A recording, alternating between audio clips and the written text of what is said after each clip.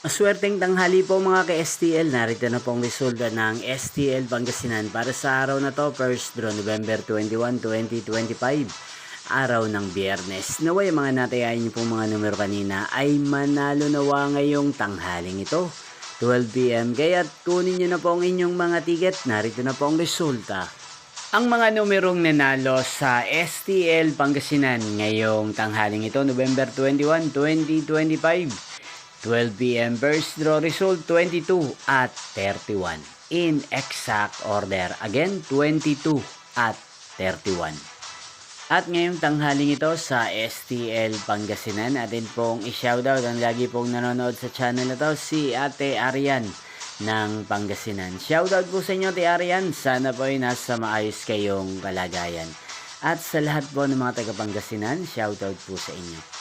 Inyo pong napanood ang resulta ng STL Pangasinan sa channel na to, Roderick Hernandez TV.